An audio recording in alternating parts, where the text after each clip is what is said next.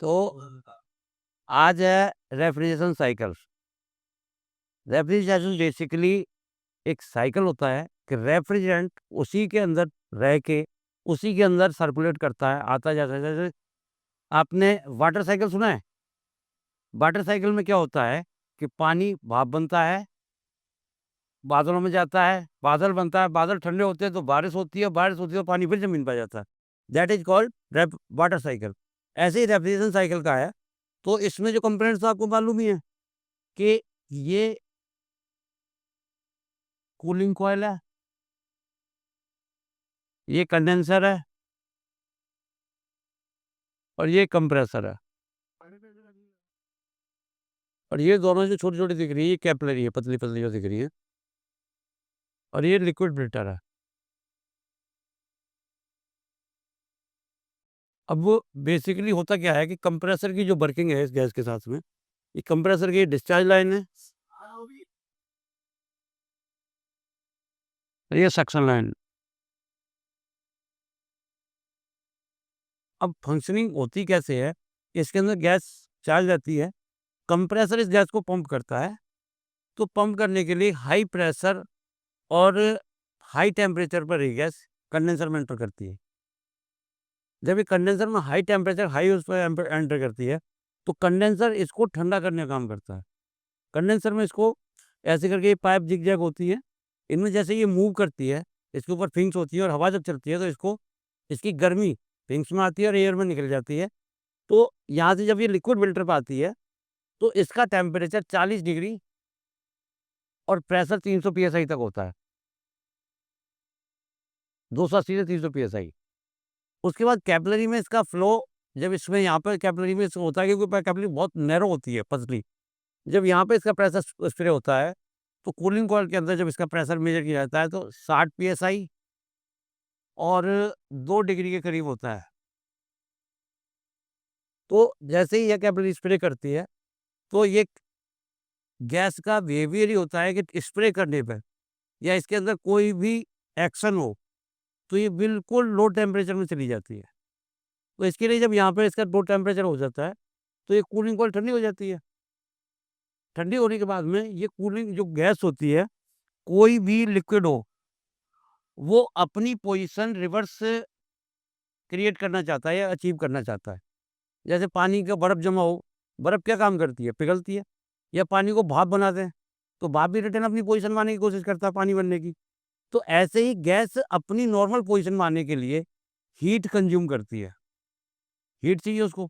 अब हीट कहाँ है? रूम की एयर में।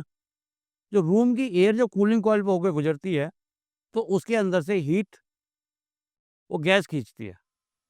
पहले पाइप की हीट खींच लेती है, अब फिर फिन्स की, तो वो हीट उसके अंदर ट्रांसफ़र हो जाती है और हवा के अंदर क्या बचती है? कूलिंग। या अगर जैसे हम नॉर्मल देसी लैंग्वेज में बोलें, तो ये सीधा है। कूलिंग कॉइल ठंडी होती है, उससे हवा टकराती है, ठंडी होने की वजह से हवा ठंडी हो जाती है, तो वो आगे हवा ठंडी होती है। तो अब ये गैस रिटर्न यहाँ से यहाँ हो गई, लेकिन इस जगह पे जब हम पहुँचते हैं, तो गैस का टेम्परेचर बढ़ता जाता है। यहाँ पे 2 डिग्री तक रहता है, यहाँ पे बढ़ता-बढ़ता ये टेम्परेचर नॉर्मल आने की कोशिश करता है, लेकिन यहाँ पे भी वही 5-6 डिग्री के करीब फिर भी रहता है। उसके बाद में ये सक्शन लाइन से होता हुआ कंप्रेसर के साथ में एक बोतल लगी होती है, इसको बोलते हैं एक्यूमुलेटर। अब भैया एक्यूमुलेटर का क्या काम होता है? एक्यूमुलेटर ये बोतल होती है एक्यूमुलेटर, साथ में लगी रखी होगी।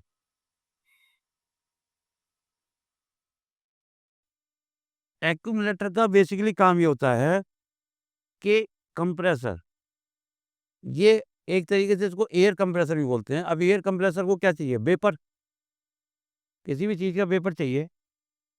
तो अब वेपर के लिए वो पीछे से जो गैस आ रही है वो लिक्विड है, लो टेम्परेचर है। तो उसका टेम्परेचर थोड़ी देर अगर मेंटेन होगा, तो इसमें एक तरह की जाली बनी होती है।